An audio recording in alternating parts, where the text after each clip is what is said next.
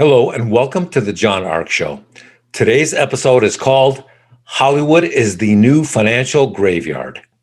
Before we begin, I want to encourage you to subscribe, like, comment, and follow us. Also, remember to click on the notification bell so you can be notified every time we upload a new episode. I'd like to tell you about a service called HollywoodIsCalling.com. It's a great service that allows you to purchase live phone calls from your favorite celebrities. It's something you can buy for yourself or someone you care about as a gift. A live 15-second call is $19.95 and a live 30-second call is $29.95. So give it a try.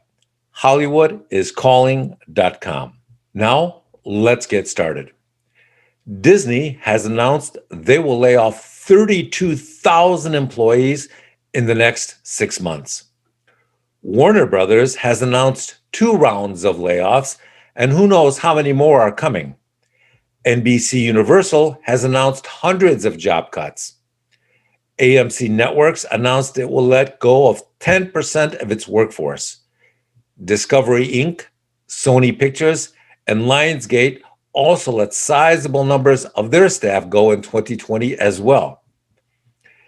That's only part of the nightmare. Movie theaters have been so empty for so long now that there is serious doubt about them or the revenue they once generated ever coming back. When you walk into a movie theater, these days you can see and smell the bad decision-making being done by the executives running the theaters and the studios. Everybody, it's just a mess. First of all, it's very rare that any of the theaters actually have customers inside of them now. If you go out to the lobby, you'll see popcorn selling for $10 a bag, and they have removed all the salt shakers because apparently some genius executive somewhere decided that that was too much of an economic burden to carry going forward. Salt shakers. If the movie executives had any intelligence at all, they would start testing new ways to get customers in the door. Maybe lower the ticket prices to $2. Maybe throwing movie viewing parties. Maybe selling much cheaper alcohol than they used to charge for at the movies. Maybe selling one ticket to each person and then allowing the customers to stay longer to see another movie in there for free. Maybe they should try singles night. Maybe they should look for options and new ideas, but they won't. They're paralyzed with fear and indecision and groupthink and think by committee and by a complete and total lack of innovation. Another problem is that in addition to laying off employees, a lot of their senior executives are now leaving the business. They see the industry imploding, collapsing, and heading for financial ruin, and they're bailing. Some of the well-known high-end movie executives don't even know where they're going next, but they're leaving anyways, and that is a sign of how bad things really are. Before, everyone was saying that as soon as the vaccine is available, then business will come back to normal, except no one believes them anymore. Too much has changed. Too much has been destroyed. The reason is that Americans have been out of work for so long that their savings have been wiped out. The equity in many of their homes has been destroyed or reduced to such a level that they can't sell their homes even if they want to because they would still owe money on their homes after they sold them. If that wasn't bad enough, there are many more problems devastating the industry. One of them is the monstrously competitive and popular company YouTube. YouTube now is so massive and entertaining and offers so many millions of wonderful new videos to watch that it's becoming addictive for a lot of the people watching it. I can't tell you how many people have told me that they sat down to watch something on YouTube for a couple of minutes, and 3 hours later, they were still watching YouTube.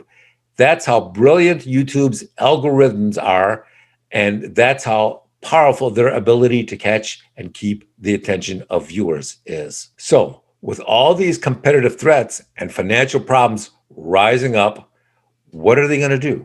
Well, some of the studios and networks are going to file for bankruptcy.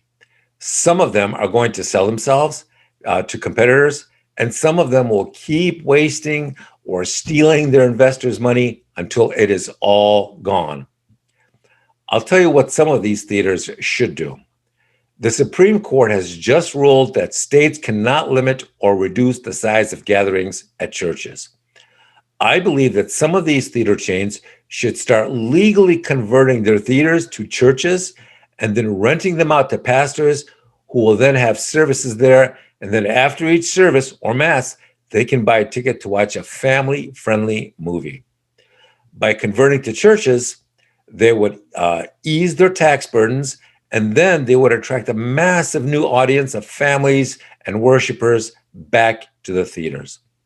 Most of these theaters are digital, so they can show all sorts of family-friendly content on the screens after each service or even during the service. It doesn't just have to be a movie. It can be a sporting event or a family-friendly show. The pastors and the theater owners can agree on some sort of profit-sharing arrangement and split the proceeds. I know you're wondering about the reluctance of people to go back into the theaters for health reasons. Well, in many places, people are going to church no matter what because that's how powerful their religious convictions and beliefs are. With proper precautions and maybe even some social distancing if it's necessary, theaters can offer religious services and cinematic entertainment in a combined way that will generate more money than they ever thought possible. In fact, by fusing the worlds of religion and entertainment, they can generate substantial new streams that will make a huge financial contribution to their bottom line. For those of you who still believe that a new vaccine will revive the movie theaters and traditional movie distribution channels, allow me to offer a moment of clarity. Even if we had a 100% cure available today, it would still take several years for people to start spending $18 for a movie ticket or $10 for a bag of popcorn. In the meantime, video games are getting better and more popular. Online gambling is getting better and more popular. The movie streaming services are offering more and better movies and viewing options than ever before. The sports world is trying new and innovative options to grow their audience and their fan base. These competitive forces are all growing and innovating their efforts to pursue the same entertainment dollars that the movie industry used to own a huge chunk of. What's happening now is that all these competitors are learning that their business models have been eroded or completely destroyed by recent events, and those businesses that aren't capable of responding quickly with innovation are going to become museum relics. Just as Blockbuster disappeared because it didn't respond quickly enough to the competition that Netflix brought to the market, so too will movie theaters, movie studios, and sports leagues begin to shrink or disappear if they don't adapt, evolve, and offer innovative solutions and options to the marketplace. Evolving movie theaters into religious cinematic gatherings, which offer both religious services and entertainment after the service, is just one option. There are other options which are equally promising that we're not at liberty to disclose publicly at this time. If you're interested in partnering with us to help you revive your theater and your box office ticket sales with our highly innovative technology and proprietary new business models, then contact us at johnarcshow@gmail.com. Once again, that's JOHNARCSHOW@gmail.com.